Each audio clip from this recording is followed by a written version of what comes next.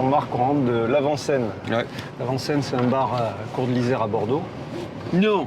Et ce soir, il y avait un... Je connais pas, j'y suis jamais allé. Ouais, mais t'aimes bien cet endroit, tu vas tout le temps. Et ce soir, il y avait un concert. Ouais. Les deux groupes. Ouais. Venus Berry. Alors ça, Venus Berry, alors, par exemple, moi je peux te poser des questions. Parce que Venus Berry, je les ai vus plusieurs fois, mais je connais pas grand-chose par rapport à Venus Berry. Toi, tu les as vus plusieurs fois. Bah non, je les ai vus avec toi une fois à Barbet. Ouais. Et c'est tout. Après, je sais qu'ils ont fait un album. On les avait vus au Café Pompier aussi. Oui, c'est vrai. Ouais, c'est vrai, deux fois. Ouais. Mais je les ai vus avec toi, juste. Et ils ont fait un album. Ouais. Et là, ils sont en train de préparer un second. Ouais. Avec un producteur qui s'appelle Stéphane Gillet, qu'on voit souvent aussi. Ah, je connais pas. Ah oui, c'est un pote à toi. Enfin, c'est un pote à nous. Et c'est essentiellement c'est un projet électro. Ouais, c'est un projet électro très chanté. Hein. Bah tu oui. vois, on se laisse complètement aller, c'est merveilleux. Et le guitariste, c'est... Alors, guitariste, tu connais son nom, toi, ou pas? on va le noter. Ouais.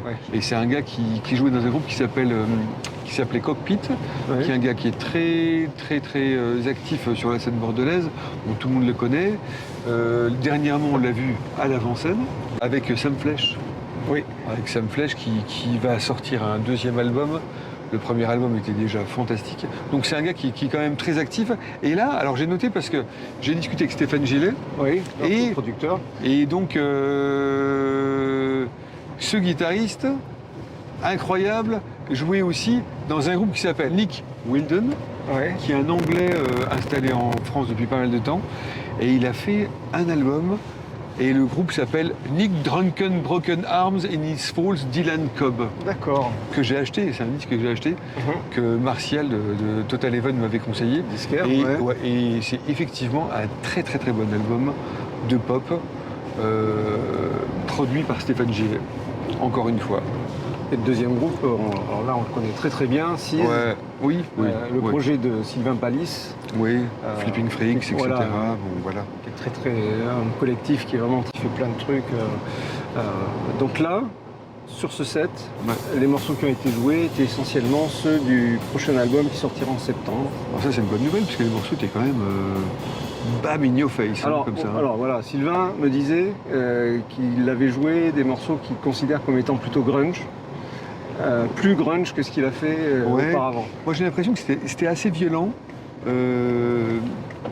Avec, il y a quand même un travail rythmique basse batterie qui est super intéressant, avec Toineau qui fait des parties guitare super bien. Oui. Le Et, frère de Sylvain, Toineau. Ouais, oui. Toineau qui lui-même a son projet qui s'appelle Tiège d'Afrique. Oui, ah oui, évidemment, ouais. Évidemment.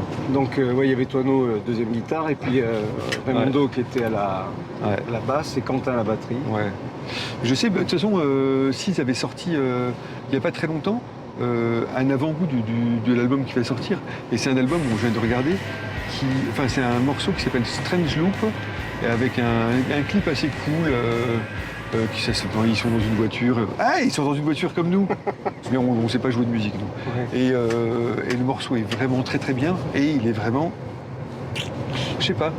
Moi, je sais que du premier album, premier album produit par Arthur Satan, d'ailleurs. Hein. Ouais, Enregistré et produit par Arthur Satan. de JC Satan. Ouais.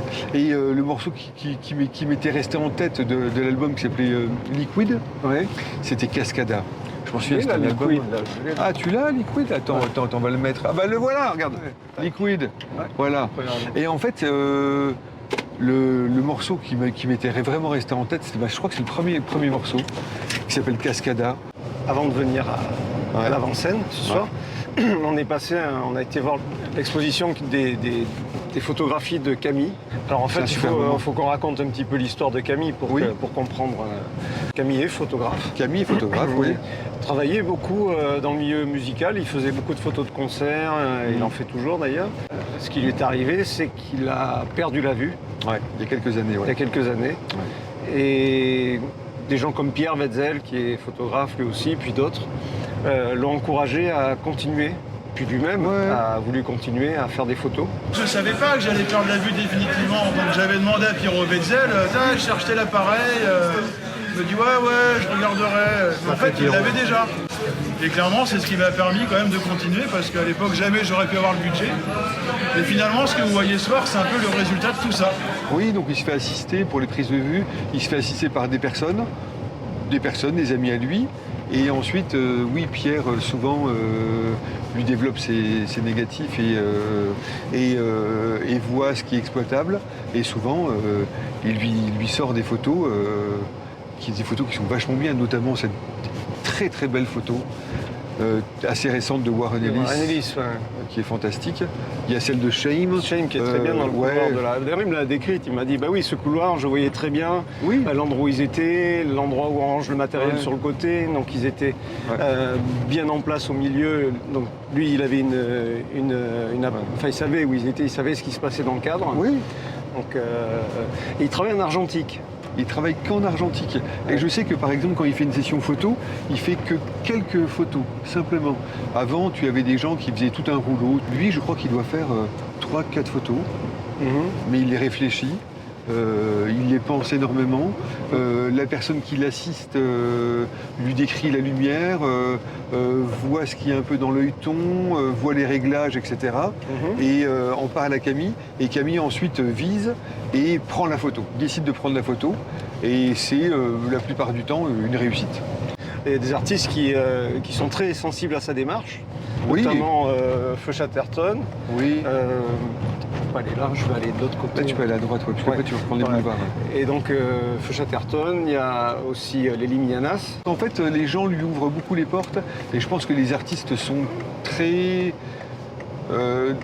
intrigués, touchés. Alors, il y a un truc assez étonnant, c'est que je discutais avec Camille, qui m'a dit, il y a vraiment, depuis que j'ai perdu la vue, j'ai plus de notoriété. On parle plus de moi comme photographe, depuis que je ne vois plus.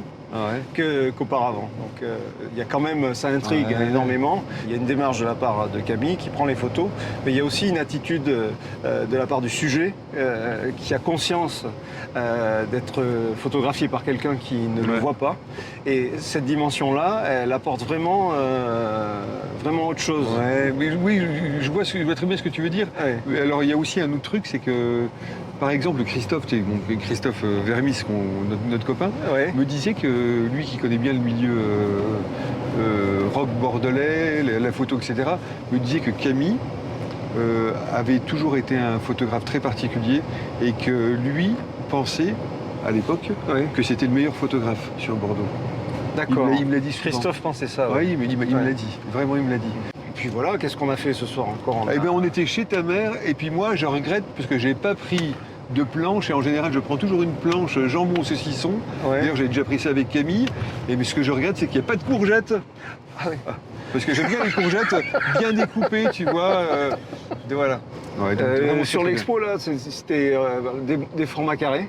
Alors les photos sont faites en 4,36, donc elles ne sont pas faites avec un format carré.